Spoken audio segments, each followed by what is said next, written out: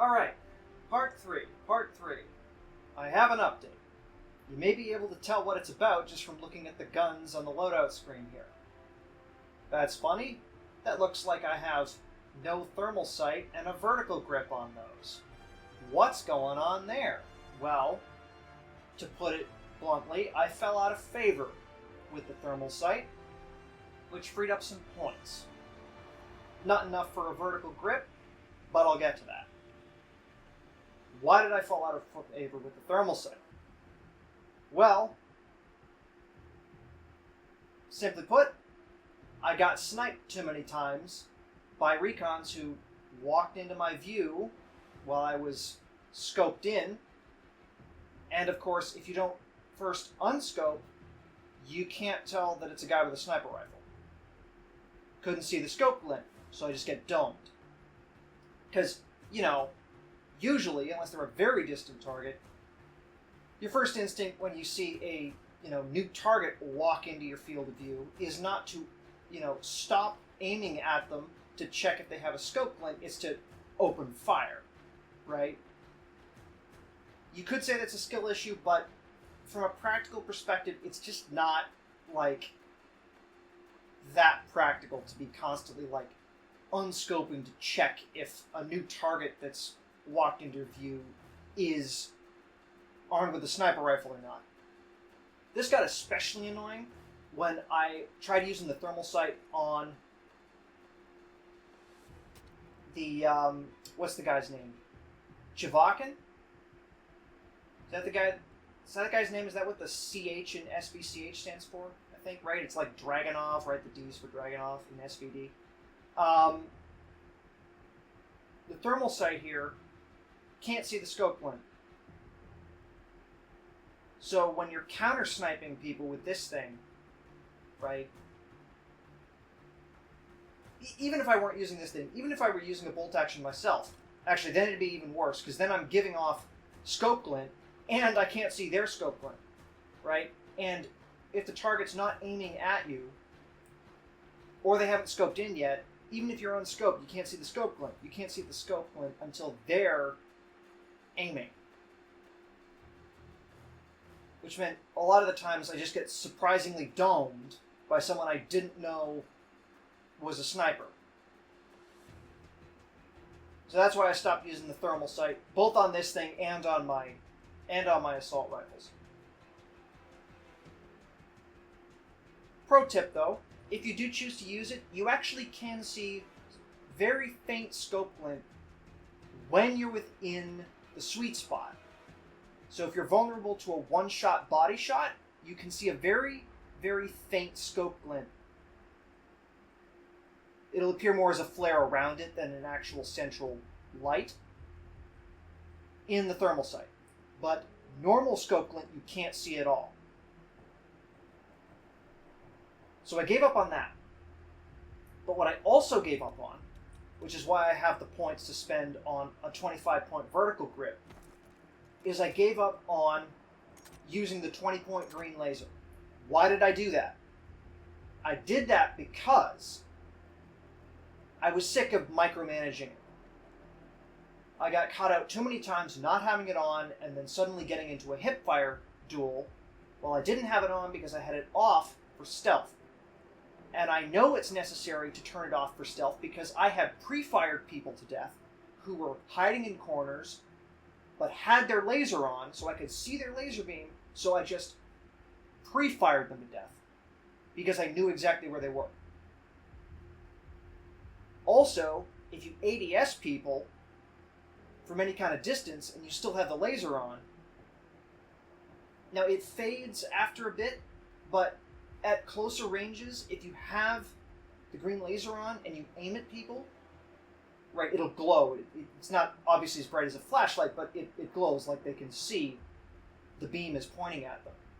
And if you're in a relatively hidden position, that can outright give you away, right? So they know exactly where to shoot.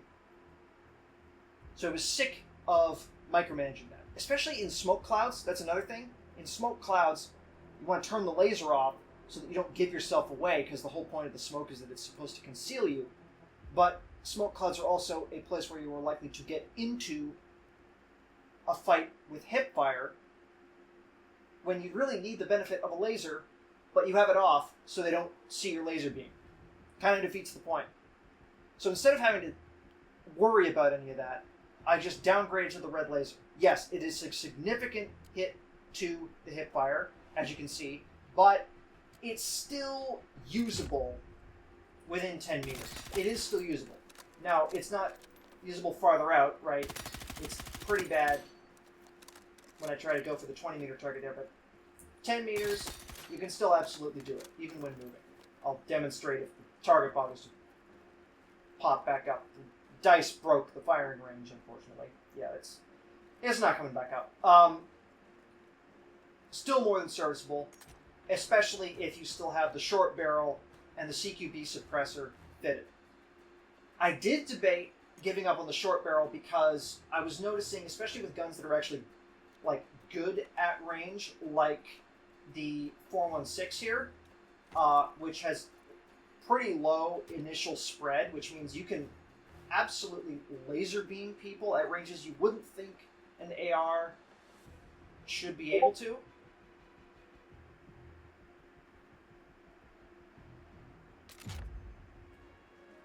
But the short barrel kills the muzzle velocity, which can make it more difficult to hit moving targets at the ranges that this thing is normally quite good at, surprisingly good at killing people at. So that was kind of annoying, but in the end I decided not to give up the short barrels because without them, your Hipfire starts becoming bad enough that it becomes questionable whether you should even build around it at all. And I like having the Hipfire because I prefer in close quarters to just be able to point and shoot at somebody rather than having to ADS first. Right? Especially since my reaction time is not the greatest. That added ADS time and added clunkiness of moving slower, not ideal. So I prefer to keep that Hipfire capability. It also means that I can use some kind of magnified optic, which is great because, of course, my favorite optic in the game is this 1.75 times red dot, which I just love. If I were to go without Hipfire, I would need to downgrade this to an unmagnified optic so I don't lose any peripheral and ADS. However, if you're not as wedded to Hipfire as me, or you're someone that really plays their ranges and like stays at particular ranges where your gun's most effective, there is an alternative to this, which is a pure ADS build. Not the kind of ADS build I made last time, the noob-style maximum recoil reduction build, but one that prioritizes minimizing your ADS time and, in theory, your mobility, although a lot of stuff that increases your mobility stat is, like, not worth the points because of how small the benefit is, right? Like, you know, increasing your mobility stat 4 points with the light barrel costs 20 points, right? 5 points for 2 with the lightweight ammo, right? It's not that much, especially since the testing I've seen, granted this isn't confirmed, but the mobility stat might actually be tiered, so you might actually get no benefit from small increments, only once you pass certain breakpoints. So really the only thing that matters when it comes to your mobility stat would be like stubby versus angled grips, right? It'd be, do you use the stubby grip or do you use the angled grip? But even then, the angled grip only gives you like a couple more points of mobility. So I really don't think you need to worry about the mobility stat. It's the ADS time. The critical things, if you're going for a pure ADS build, what I call like the pro ADS build, are decreasing the ADS time and using an unmagnified optic so that you don't lose any peripheral vision for maximum reactivity at close range for tracking targets. So if I were to eliminate the Hipfire portion of this build, I would go get rid of the laser, unmagnified optic, light and suppressor, extended barrel for the increased muzzle velocity, and then this lovely 35-point stubby grip, which gives me both some recoil control and a ADS time reduction. And this is absolutely workable. This is absolutely a workable and viable way to build your gun.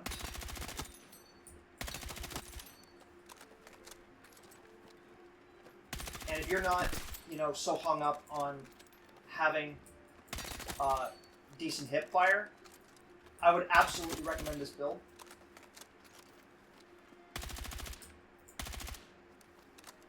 Yeah, the targets just aren't gonna... Dice, please fix the fucking firing range. However, as I said, I do not prefer to lose the hip fire capability. So I don't do this. But if you're not as hung up on that, absolutely, the extended barrel, light and suppressor, stubby grip, unmagnified optic combo is absolutely a really good weapon build for assault rifles. You should definitely use it. However, again, I don't prefer it. I prefer this sight. It's magnified, so that automatically means it's not going to be as good in CQB, which means you need some hip fire. So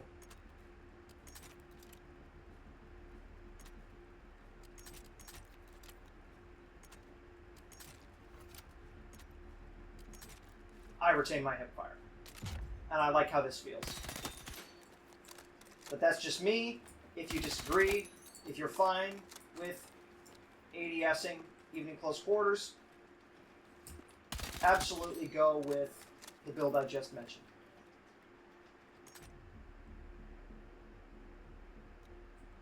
A couple other things to talk about. One, you may have noticed I am not leveling the M250. I am leveling the HK416, which isn't even a machine gun. The game classifies it as a machine gun, seemingly just to humor the Pentagon, but it is not. It's an HK416. It's an assault rifle. I'll be honest with you, the LMGs just don't really vibe with how I play. A lot of them, right, they have pretty bad hip fire. A lot of them fire pretty slowly. A lot of them are built more for mid-range, or even long-range. They have really slow ADS times, even when you're playing support. Their reload speeds are absolutely ungodly, which is unforgivable on like the M250 and the M240 especially, because they only have 50-round belts by default, right? The M240, right? I gotta spend more points to get, the 100-round drum mags. Although that's not as egregious as the M250, where you have to spend 55 fucking points to get a 100-round belt, which is just absolutely, like, it just ruins the weapon in my opinion. Like, it shoots great. I love how this shoots at mid-range and long-range, but having to spend all my points on this 100-round belt to justify the reload time is just a deal killer for me. They're just not as versatile as I'd like them to be. The only actual LMG that I'm actually really interested in is the MG4 here, because it's basically an HK433 with a 100-round belt, essentially. Because it fires just as fast. I think it has the same damage model, and it's still got pretty decent hip fire accuracy, so you can still, you can still walk around hosing people down in CQB with it. So this thing interests me, actually, because it seems to be more well-rounded, as in it can work at both close and medium range pretty well. But other than that, the only ones that interest me are the 416 here, which isn't actually a machine gun, and the RPK only for LARP purposes, as in, like, sometimes I just feel like using weapons that are associated with each faction, and since PAX is basically Russia and friends by another name, it's totally not Russia, guys. I kind of want to unlock the attachments on this thing, namely the 30-round mag and the short barrel, because that basically turns it back into an AKM, since the game doesn't have an actual AKM, but you can turn it into one by using the short barrel and the 30-round mag on the RPK. I kind of want to do that just for role play's sake, right? But other than that, these other machine guns just don't really suit my playstyle, and so I'm not really interested in them. I have all the attachments on the Chukavin here. Is it the best sniper rifle in the game? Yes, except in Breakthrough. Because it doesn't have scope glint, you can blindside people with this thing. Because they can't see you as easily before you start shooting at them. Potentially even once you start shooting at them, because there's no scope glint, right? It's very stealthy. But in Breakthrough, because of how narrow your angle of approach is, right? The enemy generally knows what direction you'll be in and where you can hide. You'll end up in a lot more head-to-head sniper duels where he knows where you are and you know where he is. Since he can one-shot you in the head and you can't, you're probably going to lose. So, in Conquest and Escalation, where you can more easily blindside people because they can be much less certain about where you're going to attack them from and where you might be hiding, absolutely, this thing is peak. This thing is amazing. But on Breakthrough, because you can't really be stealthy, because of how limited your options are in terms of your choice of sniper perch, the bolt actions are actually better because you're not really you can't really be stealthy anyway. So having the scope glint doesn't really matter. So in Breakthrough, use the bolt action because it's, one hit to the head. In Conquest and Escalation, if you're good at picking sneaky sniper spots, absolutely use the SVCH.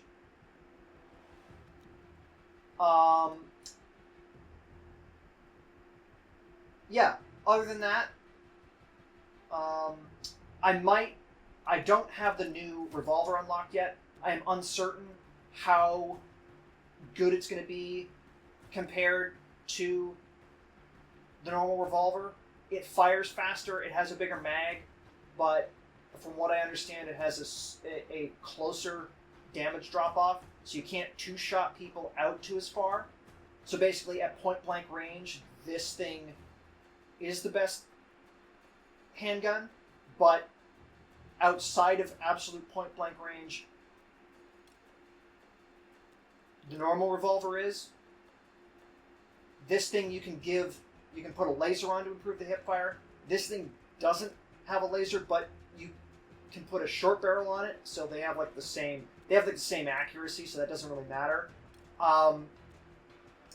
Once I get enough kills with this thing to unlock the new one, I'll try it out and see which use case is more common, and therefore which you should go with. Yeah, we'll see. We'll see on that front. Yeah, anyway, that's just a little update. That's where my thought process is so far.